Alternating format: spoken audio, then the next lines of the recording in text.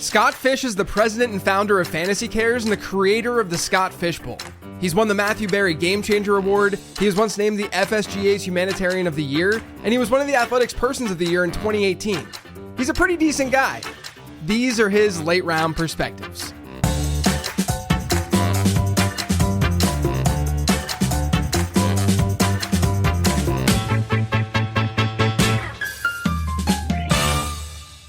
This episode is sponsored by Underdog Fantasy. If you haven't played over at Underdog yet, now's the perfect time. There are tons of different best ball leagues that you can join, and there's definitely a league out there that fits what you're looking for. And you can use all the things that I've talked about with guests on Becoming a Best Ball Bro to crush those drafts. But like I said, now's the right time to join up. Because if you go and you sign up and use promo code LATEROUND, you not only get a nice deposit offer, but you also get a free late round draft guide. That's a $25 guide emailed to your inbox after signing up for absolutely free. So head to UnderdogFantasy.com, sign up using promo code LATEROUND, and make a deposit. I can confirm it's a really, really fun platform to play on. Now back to the show. I was hoping that you would be sitting in the famous white chair that I'm sitting in. Not that we've like shared the chair, but we have the exact same chair off of your recommendation. I don't know, like 5 or 6 years ago, probably at this point. I feel like it's longer. I do have it here. It's right here. I don't know if you can. There you go. There you go. I see it. Yeah. Yeah. Lifting it up for people watching on YouTube. I love it. Yeah. I feel like everyone in the fantasy industry, first off, seemingly everyone needs a computer chair. But when they do, somehow you and I get tagged in tweets, like just there's like a conversation, and then eventually it leads to one of us. It should just lead to you because you're the one who introduced the chair to me when it was really discounted and it's a great chair, but it was from like Office Depot and I don't think it exists anymore. No, I think this is the Dolly Parton, Whitney Houston thing. Like I think, I think I may have found the chair first, but you're the one who made it famous.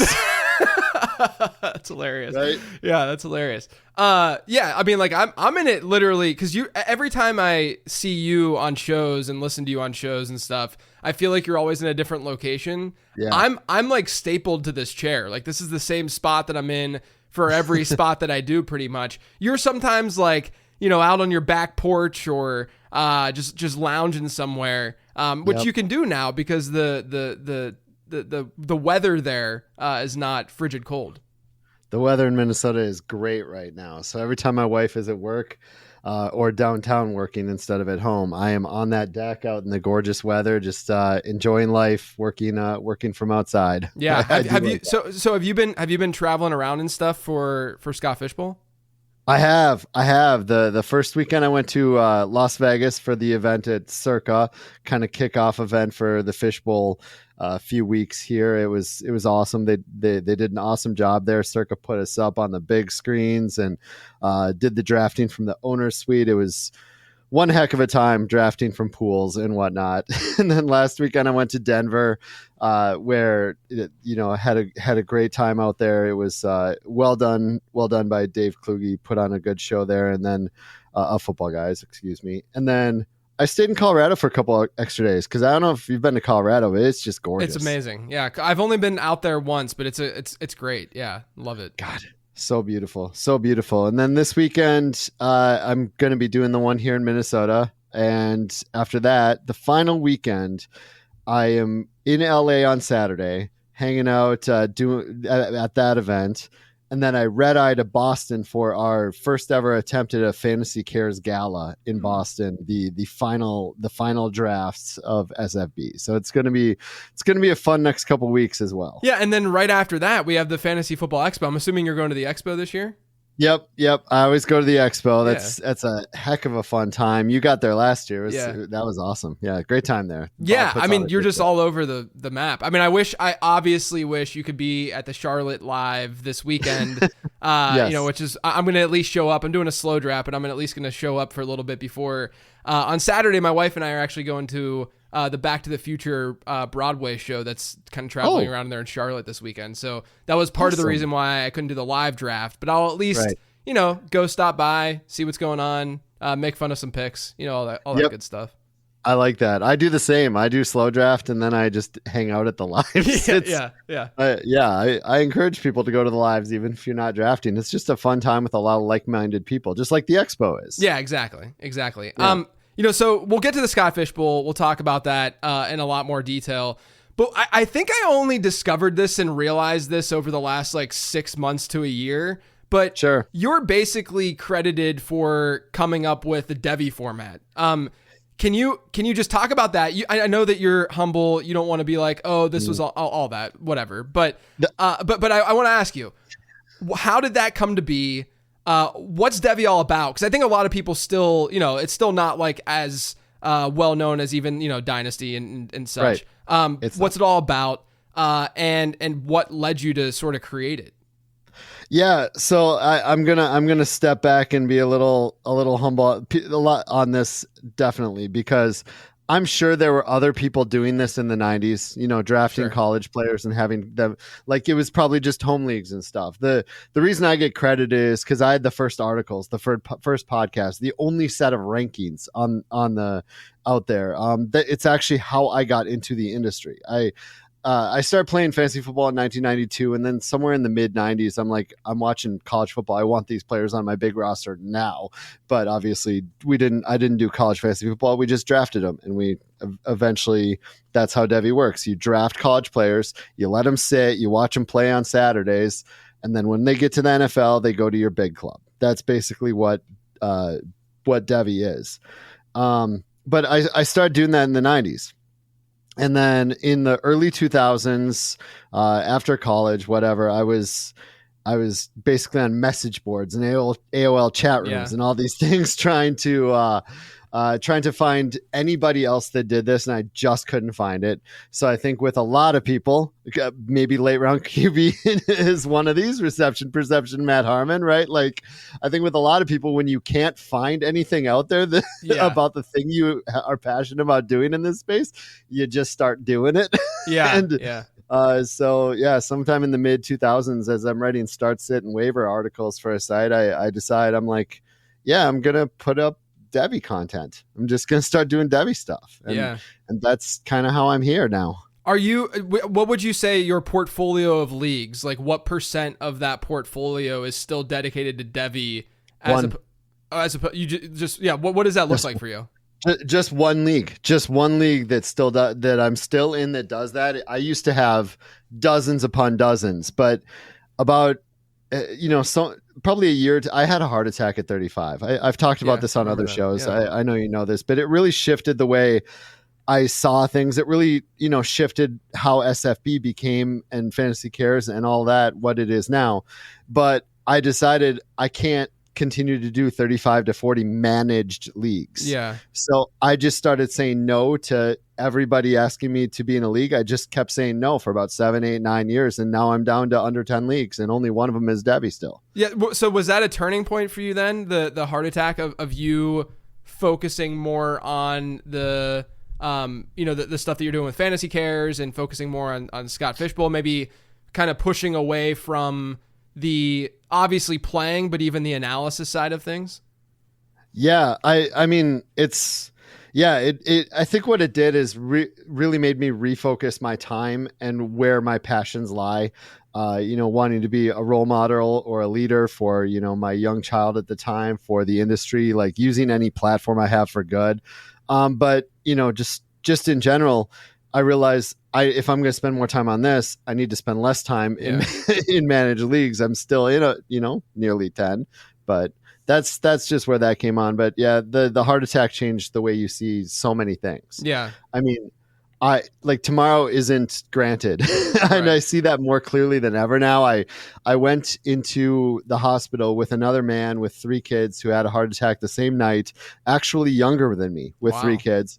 And he died that night. And I lived the next day and I'm still here today. So, I don't know. It kind of shapes the way you. I kind of put this on a dark twist. I feel like, but it kind of shapes the way you see things. I think it's important to understand where all of this humanitarian type work comes from, and I think it's innate and a part of you as a person. You and I have gotten to know each other well over the years and such. But I think that's definitely a part of who you are. But I also think there's just life events and things that happen to people that sort of push them along a certain path. And that path for you, seemed to be like, yes, that was a changing, a turning point for you to focus more on, let's be honest, like what you do with Fantasy Cares, and you can talk about Fantasy Cares a little bit too, just so that people are totally aware, but what you do with Fantasy Cares and Scott Fishbowl at the end of the day is far, far more important objectively than analysis. Like, and I'm not saying this because I'm talking to you and I want you to feel good about it. I'm saying that objectively, like you're doing good for the world. And sure, you can say like, oh, podcasts and entertainment it allows us to escape and it gives us that escapism, and it's great for people to have that, which I don't disagree with. Like, that's something that I've had to come to grips with, through the years doing this, is that like existential crisis of like, what am I doing with this? Is insane. Like, my livelihood is based on a game about a game. This is crazy. But then you have to take a step back and be like, look, this is entertainment at the end of the day. And, we're trying to have fun with this. We're trying to create community and bonds. And that's a great thing at the end of the day. But what you're doing is next level to that. And it's not cool. That's not the right word. But I think that it's kind of important to focus on that one life-changing aspect that you had and thing that happened to you, to say this fed into that to some degree, Yep. So, absolutely. You should definitely not undermine what you do. The amount of people I've talked to who things like fantasy sports and just connecting with a personality who does analysis, feeling like they have a friend in their ear that, thinks like them or, teaches them or whatever. It's very important to people. Just having entertainment and escape. It's actually a really, really big deal, and people need it more than you think they do. And I think you do know that, and you kind of touched on it. But yeah, absolutely. I agree with you that my wife and I are the types that we've always given to like over 50 charities. My parents ran a 501c3 charity when I was younger. So yes, you're right. It's always been part of who I am. But yeah, it gave me a little kick in the butt, I guess, to start doing more. Yeah. Can you just explain quickly Fantasy Cares and what you're doing with Fantasy Cares? Yeah. So Fantasy Cares, also like my parents, is an accredited 501c3 charity.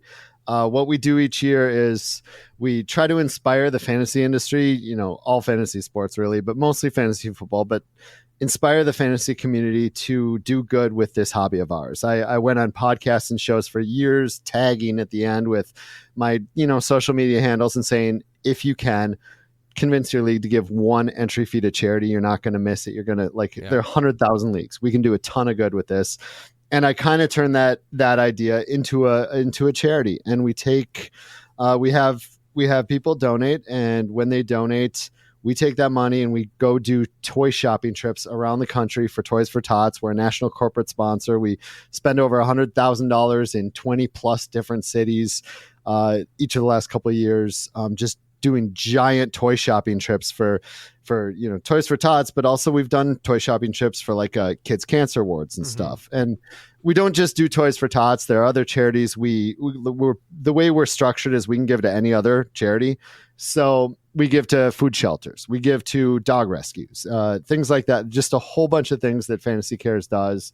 And that's basically what we are. We inspire the fantasy community to do good with the hobby. Yeah, and it's really important because there are times, unfortunately, where it's very easy for what we're doing to become a little bit toxic, and for us to sort of lose sight of, that this is just a game. At the end of the day, your home league entry fees for 95 to 99% of people, it's good beer money for you. You know what I mean? Like it's not like the end of the world for most people, if they win or lose that. So to be able to give back is really, really important. Let's shift focus a little bit. You've also been a commissioner / helped run leagues for years and years as well. I feel like that's a topic. I know that you've done like podcasts and stuff specifically on the topic, but it's something that I don't, I get questions every once in a while for like mailbags and stuff about being a good commissioner. A lot of times it's like, my league is doing XYZ. How can I convince them to do,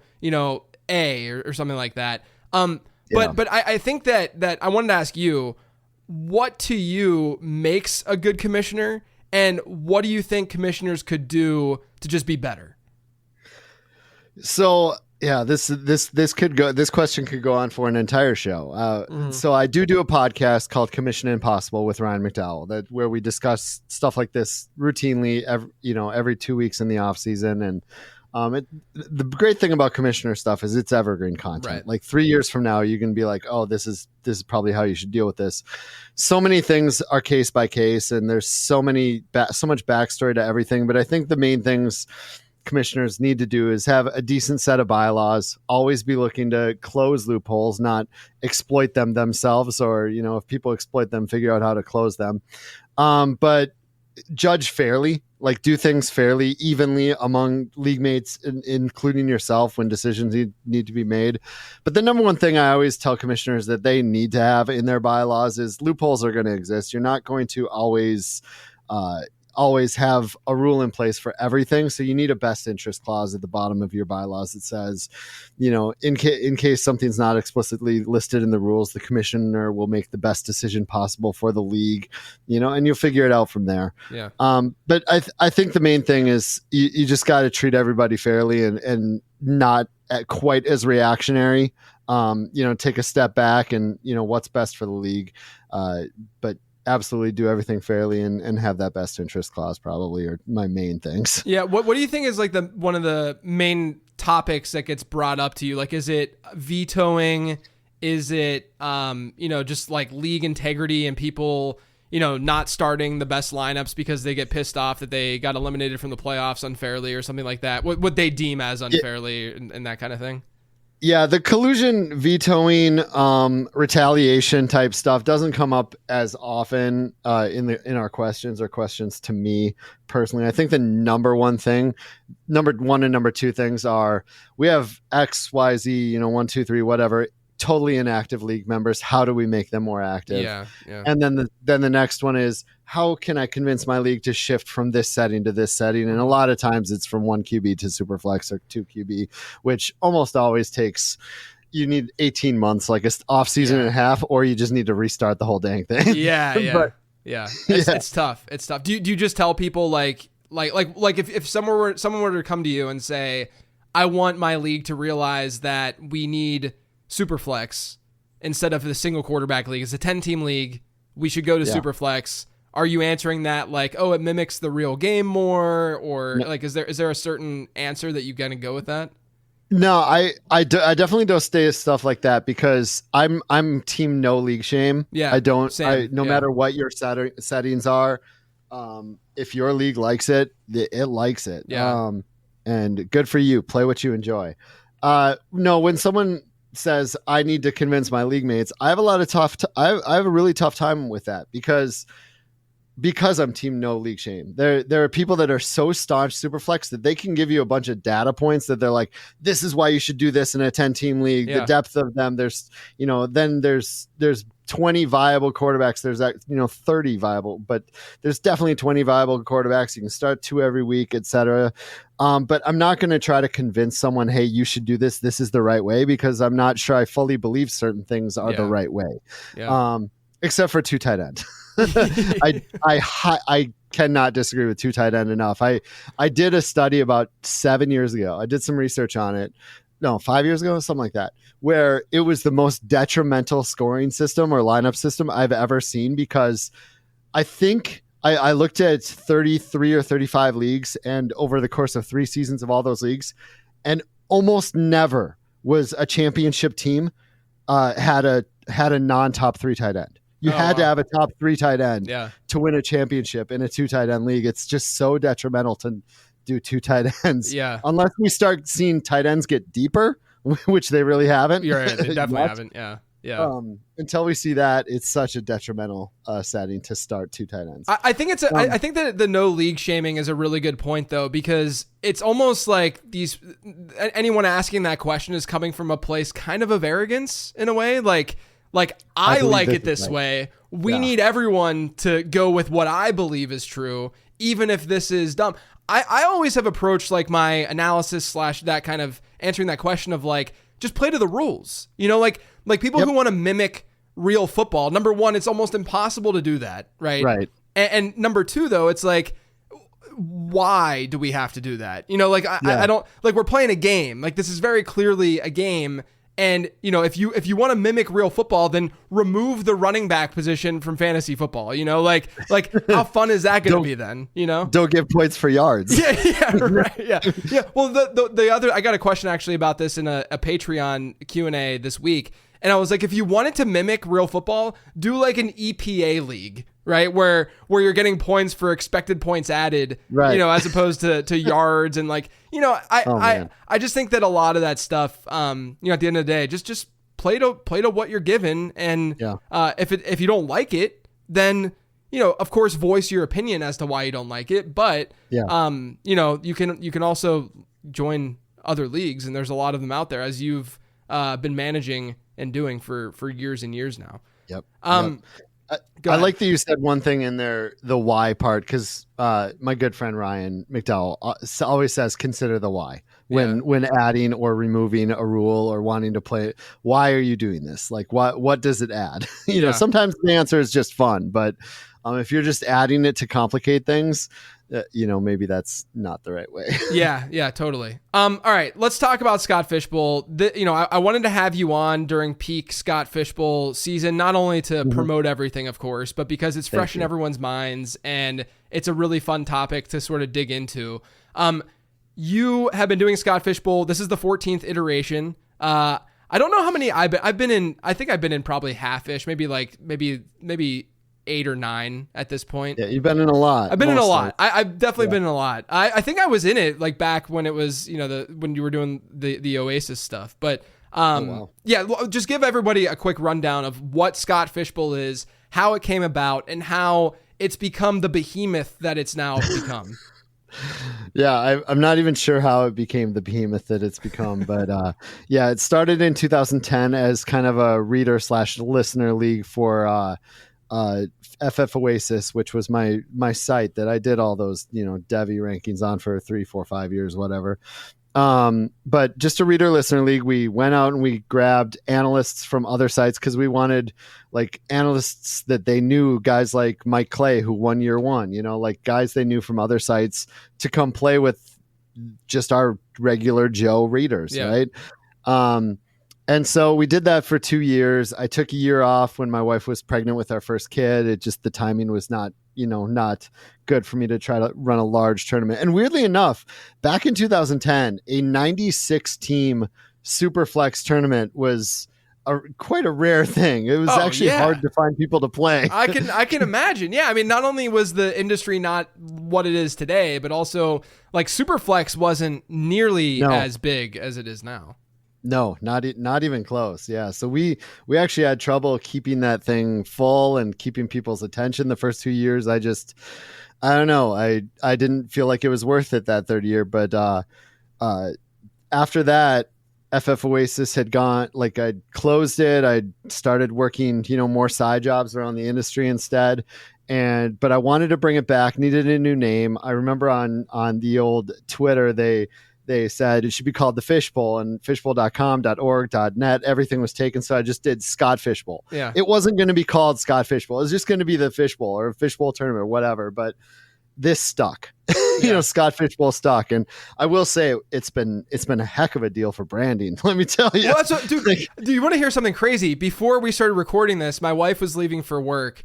And I was talking to her. I was like, oh, yeah, I'm going to be interviewing Scott Fish and blah. She didn't even realize that was your name. It's always been, when I've referenced you or it's always just been Scott Fish Bowl, right? Like, like it was like, oh, this thing called, you know, it's not like she's like totally understanding what I'm doing day to day and stuff. Like, she knows what I do, of course. But, you know, it's not like she's like in the weeds on what's going on Twitter and stuff like that. And she literally thought that like Fishbowl was a thing. And then your name was Scott. She didn't realize that your name was Scott Fish. And that, but, so speaking of branding, the branding of the Scott Fish Bowl has really come together for you. Yeah, it really has. But that third year I say we, but it was really me. Years 3, 4, 5, 6, whatever, was just all me. I realized that there was something there. There was something there that really could and should work at a large level, and I could keep pulling friends in the industry in. And really the reason it became what it is today is because of guys like you, guys like, Matthew Berry, of course. And like any of them, Mike Clay, any of these analysts that start, okay, I'll play. Once you guys play, the people who watch your stuff and listen to your stuff, they want to play with you. And the people that with every analyst. And the other thing is, once analyst A plays, analyst B is like, oh, he's playing? Okay, I'll play. Yeah. So it's just a giant snowball effect of, 13, 14, whatever years of that.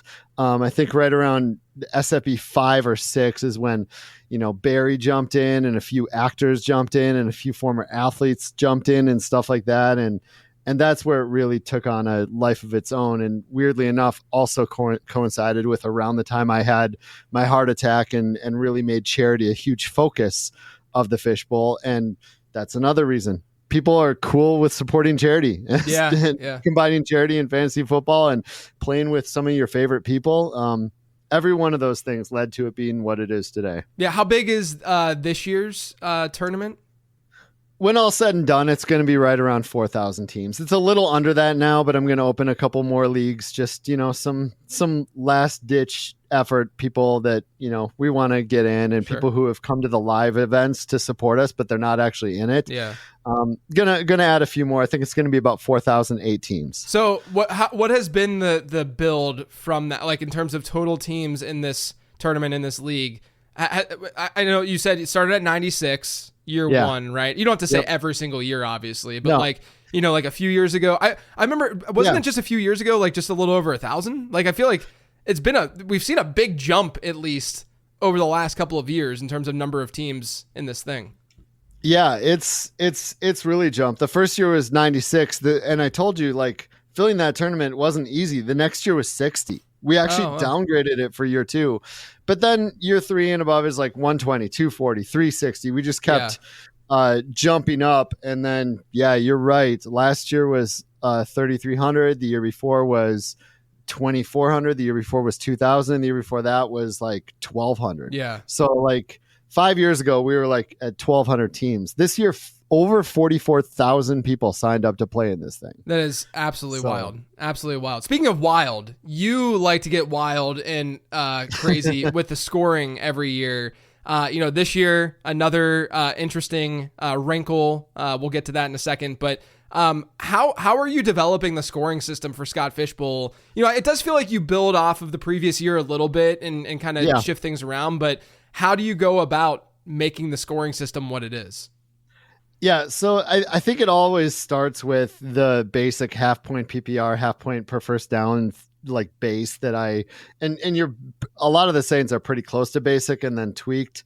I do that for 2 reasons. This gets talked about on a lot of shows, and you don't want to, for a lot of newer players or casual players or whatever that are listening to those shows or playing in SFB for the first time, I don't want it to be too crazy. Yeah. But I do want them to think about it. I want them to have a base and then be like, okay, these 2 tweaks, how do I adjust for these?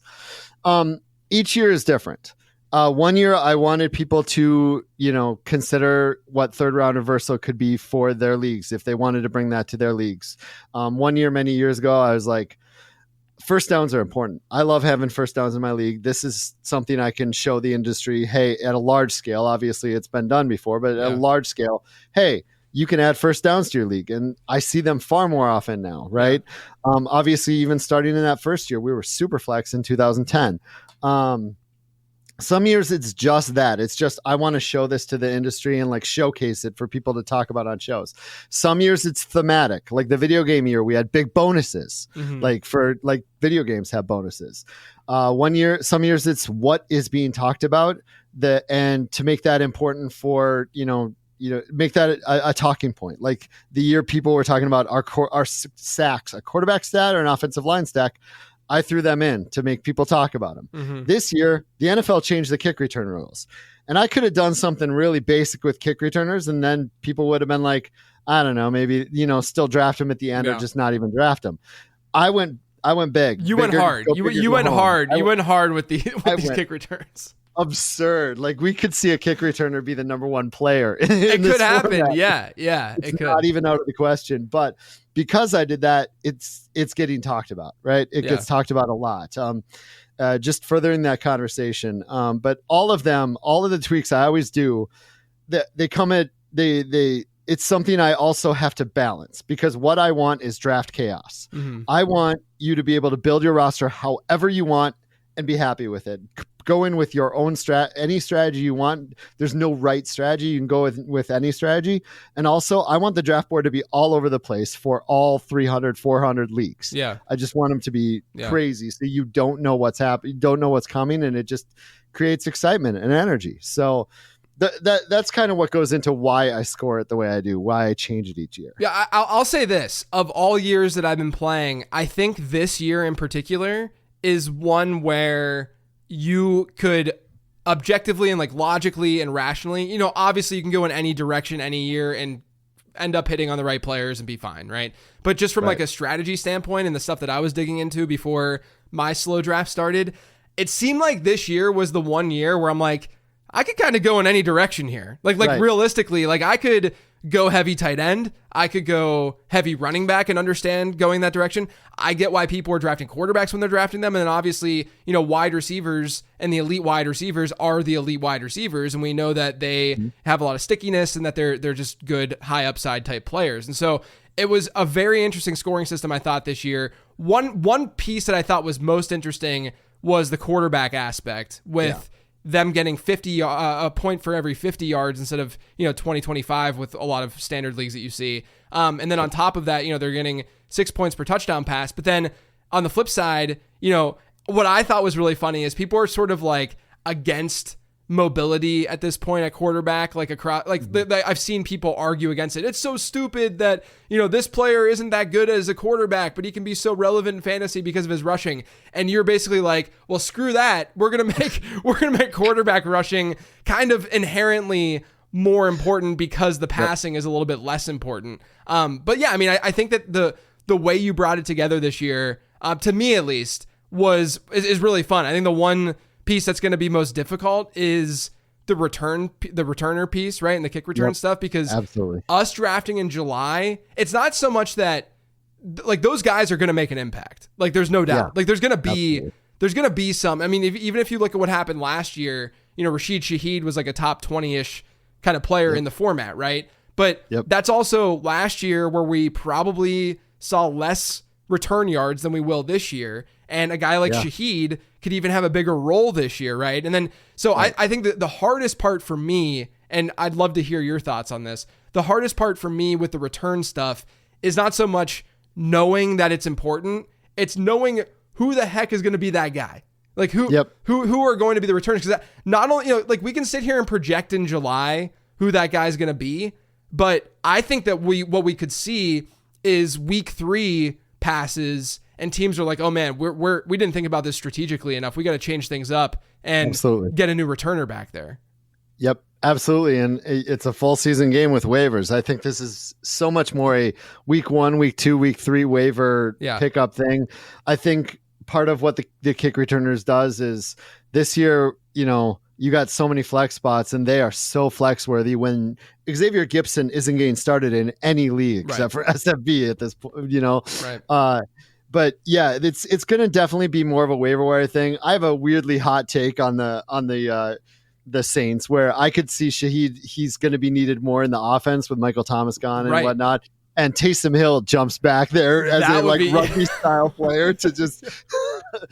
I have a hot take on that where I think Taysom Hill could absolutely do some returns that style. Yeah. Well, that's the thing. Like I've seen the takes of people saying like, oh, Shaheed was a top 20 player. He could realistically be drafted in the top 3 rounds or whatever, but he's not from an ADP perspective. And I think it's because the market understands that there's still a predictability aspect to that, right? Like there's still that side of, well, is he going to retain that? Like he's their number 2 now. Like this isn't the same type of situation for Shaheed as it was last year.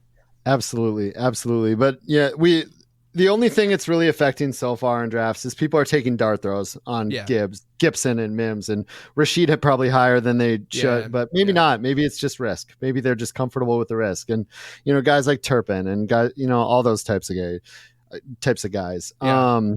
Yeah, but this is the exact reason I change the scoring every year. I don't want analysts to even walk into this on autopilot because we do so many drafts. I want them to think about it and talk about it. No, it's true. It's very true. Like, this is one of the few drafts that I actually have to like prepare for, if you will. You know, like most drafts, you're like, okay, what is it? All right, full PPR, 3 wideouts, flex. All right, I know exactly what I'm doing. You know, whereas this, you got to at least, you know, I'm not like the biggest like VORP kind of drafter because I think there's just a lot more to the game than just looking at a projection and kind of going from there.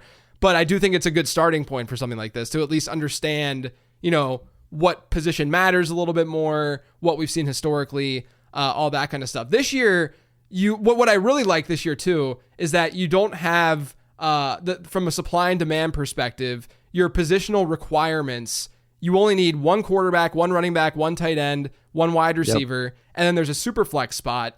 So it's, you know, it's pretty much, let's just say a 2 quarterback league, but it's super flex, obviously, so you can go in a lot of different directions. And then there's all these flex spots, 6 flex spots, right? Or 5 flex spots in the six. What is it?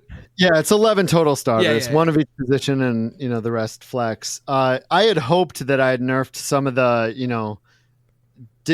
some of the lower end passing quarterbacks enough that maybe you'd consider not starting them sometimes, kind of like the years that I did super negative scoring. Yeah, I think that's fair though. I think that you accomplish that if you do go heavy enough at the other positions early, right? Yeah, that's true. I was wondering if there's too many flex spots for that it's still a 2 quarterback league because you're like your 6th flex or 5th flex or whatever probably still should be a starting quarterback. Yeah. But you know, part of why I did that, the settings like that, and added some kick returners, and the tight ends premium is so high that some of those 4 for 40-yard type tight ends are flex worthy. The reason I did all that is we draft 22 rounds. We draft in July. There is nothing on waivers. Yeah. There are a couple by apocalypses or by Mageddons. I don't know which word you like for all those, but I'm like, people year after year are like, we should have IRs. And I'm like, I don't want IRs in this. Do you know how annoying that is as a commish of 4,000 teams? So I kind of did that. So that, you know, there's all these other options to get you through. And that's why you can flex kickers too. I'm throwing just a whole bunch of things you can flex out there. Yeah, that makes a lot of sense. I mentioned that I sort of look at things from a VORP perspective at first, and then I sort of dig in to think about then like the predictability of each position and stuff like that after looking at VORP and what these projections are saying. When you have these unique scoring leagues, how do you go about seeing what kind of strategy you want to employ? Yeah, I mean, I think you've talked about it before, and you kind of touched on it here. Like you have to play to your scoring. You have to really adjust for your scoring. You know, you always got that base, but you take into effect each factor of the scoring and see where they should go, where they start to plot out against the other players. In a scoring system like this, when you're only starting one of each, I think a lot of the positions you sit there and go, do I want to grab my one stud and then just not worry about it? Or am I going to take this position as a carousel? Right. And I think we're seeing a lot of that play out with the early Christian McCaffrey players. Yeah. Yep. People that draft Christian McCaffrey are like, that's my running back 1, and whatever else is just flex at this point. Yeah.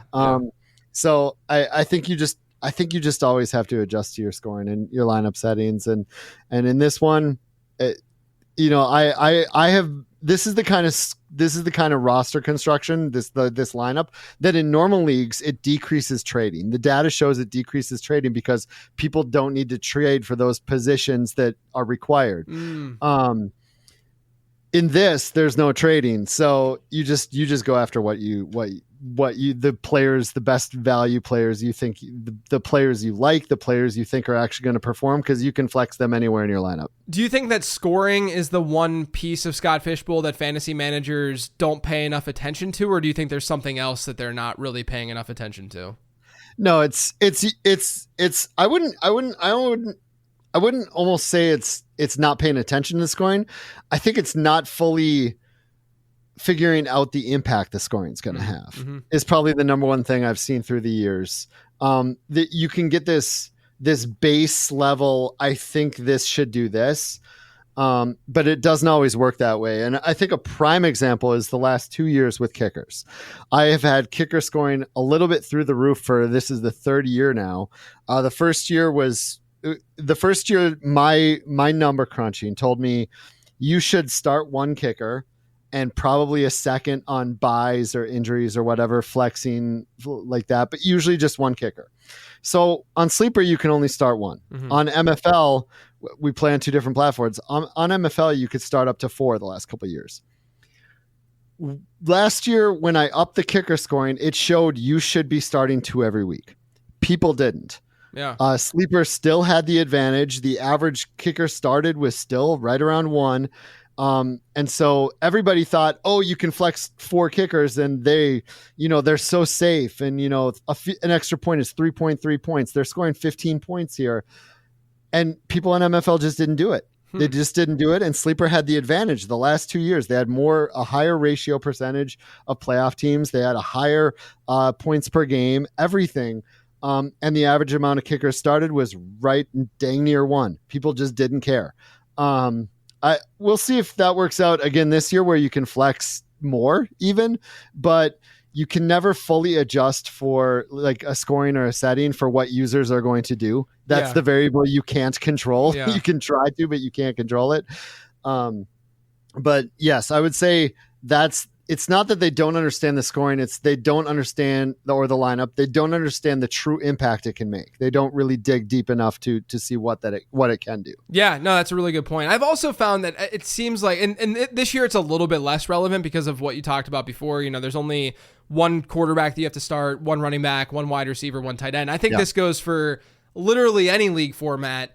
Is something that an example I use in the draft guide and I have over the last couple of years is when you publish rankings, people are always like, is this for half PPR or full PPR? Right. And I'm like, technically your question should be, what are the lineup requirements for this league, right? Because that's going to shift your rankings a lot more than half versus full PPR. I've done analysis on my projections to see how big of a shift there is from players from half to full PPR and PPR to half. Obviously, there's a decent change with full PPR to standard, but you're really only looking at 1 or 2 spots at most per player from a projection standpoint from half to full PPR. What's really important is if your league is starting 5 wide receivers and only 1 running back, like you better be pounding the wide receiver position early and often. Even the 2 wide receivers to 3 changes that.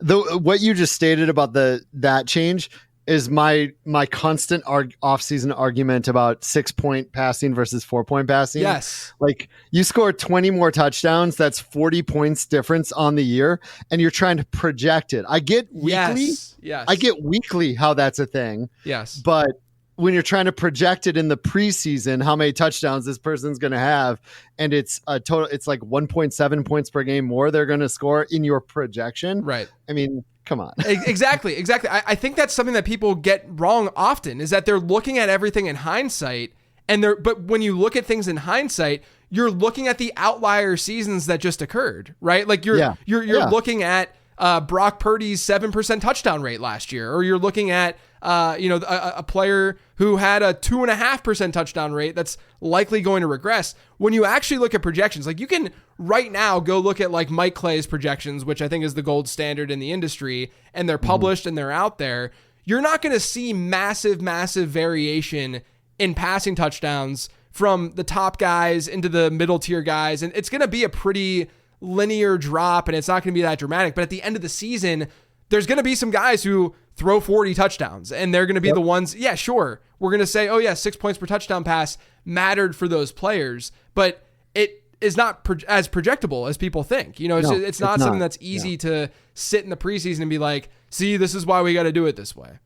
Yep. I don't mind it on a week-to-week basis where you think this guy is going to throw 2 passing touchdowns. You're like looking at extra 4 points this week or whatever.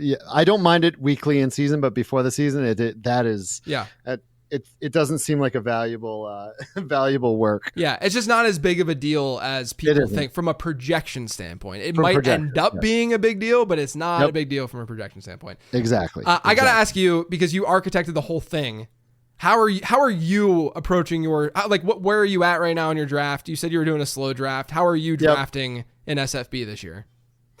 Yeah, so I really wanted to do the hero running back style where I just grab one running back and then I'm just gonna pound everything else. Yeah. But I am on the 12 spot. I'm on the tail end, and Richardson and Laporta, Anthony Richardson, who I think has a legit shot to be a top 5 quarterback if he can get his passing right this year, and stay healthy. But I got Richardson and Laporta on the back end. So like I kind of walked myself out of the options for stud running backs. But yeah, I can tell you my draft so far, it's okay.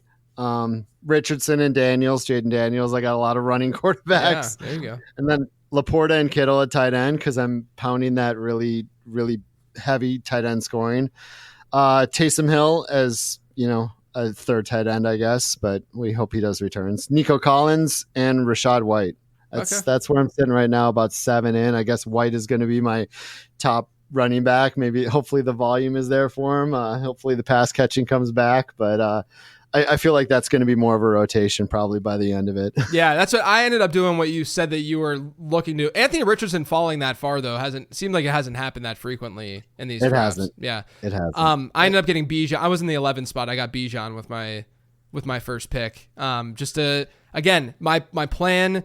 This will go out because we're only in like round 5 right now. This will go out. Maybe my league mates will hear, but my plan really is not to I'm Bijan and I'm just you're done. Yeah, I'm done. I'm not going to be drafting a running back for probably 8 more rounds. It's just not really worth it at this point. Nope. That was my hope, but now I got to take some dart throw shots. Yeah, at some running backs. Yeah, but tight end is so valuable that it's understandable that you wanted to go that direction and lock that in. So, before we go, I need to get at least some more takes from you. Some fantasy takes in 2024. Just give me a couple players you think that you're going to be targeting in redraft leagues this year. Yeah, I mean, it depends on how high, middle, low we're talking. Like high at the top of drafts, I want Achane on as many rosters as I can. I feel like he's I know the hype train's really out there right now, so you're not getting him cheap anymore, but he's at the top. He could have a Christian McCaffrey type year and it totally makes sense in that offense. I know Mostert's still there, but Tajay Spears is a guy I just think is better than Pollard at this point. Yeah. So like if I'm in the mid rounds, I'm looking at him. Late rounds, if like my last picks, I'm spending on guys like Tyrone Tracy and Dylan Lobb, just because I like those I know Tyrone Tracy isn't the biggest pass catcher, but those versatile guys that have potential openings into that offense, especially if there's any kind of injury. I like those later. Nico Collins is a guy I've always loved. I'm grabbing him everywhere. Same with Anthony Richardson. Clearly I got them both there. Ladd McConkey's interesting to me just because of that room and how much I liked him coming out. I think I've listed a bunch of them, but at varying levels of where I like them. No, it's a great group. I agree with the majority of those too. I mean, there's been a little bit more steam with Tyrone Tracy this week. And I noticed that, which is actually very frustrating. Yeah, I mean, I agree. He's one of my highest rostered best ball players right now. It's one of those, and you mentioned it with Dylan Lobby too. It's like you want to get players in these backfields who kind of do something a little different than what the other backs in those backfields do, right? And with Tracy, to me, he's way more explosive. This is all hypothetical because he hasn't played, an NFL down yet, but more explosive than Singletary and Eric Gray. Eric Gray had an opportunity last year, didn't really do anything with it. Singletary is a solid back, but let's not pretend that he's special, right? And then like you said, he has pass catching chops. I mean, he played wide receiver for 4 years in college. I know that he's older. That's definitely a red flag, but he just seems like someone who could really be at least a decent flex, as like a change of pace guy. And then it's like, well, what if the Giants are done towards the end of the year and they just want to throw Tyrone Tracy out there often just to see what he's got?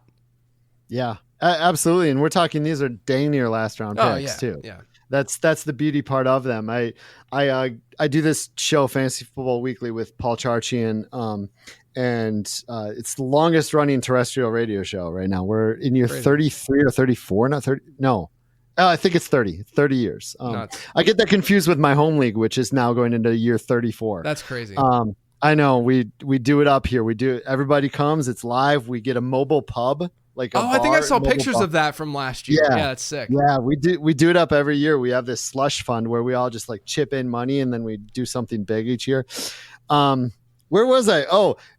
A thing I constantly preach at the end of the preseason and routinely through the first half of the season is pick up the backup running backs, throw them on the bottom of your roster. Yeah. The like injuries happen and things happen. And how many backup running backs have we seen, like Zach Moss last year? Like how many of those have we seen become RB1s for a week or two or three? And if you have come at the bottom of your roster, those are what I like to do my late round picks on, especially if I've done a Bijan Robinson in the first and I can type of move. Yeah, absolutely. And I think, again, going back to Scott Fishbowl, I think it's going to be really interesting to see if any of those types of backs or some of the wide receivers end up getting return rules that we don't anticipate really, because there's some, like a Tracy might get some work there and all of a sudden, that's what's going to be really interesting to me is the players who have somewhat of a role in their offense just automatically. And then on top of that, they get the return stuff. That's when you could really see like a league winner type player. Yeah, absolutely. It's going to be weird at the end of the year to see Tyrone Tracy be like RB 27 or something in this scoring. It'd be great. But anyway, Scott, it was so great to talk to you. I'm really glad that we got to speak to people about the awesome work you're doing with Fantasy Cares and Scott Fishbowl. Can you let everyone know where to find you, how to donate, all that kind of stuff? Yeah, sure. Scottfish24 on all the social medias. I just have the same thing everywhere. And then fantasycares.org is where you can donate. We routinely have lots of fun contests. We like do masters contests. We do mirror leagues and satellites. There's an underdog satellite going on. If you go find that, that's $5. But and that goes straight to our charity. But we have lots of campaigns routinely, fun things we do all year round. I know right now it's all SFB, but we do a lot of fun little contests for prizes and stuff.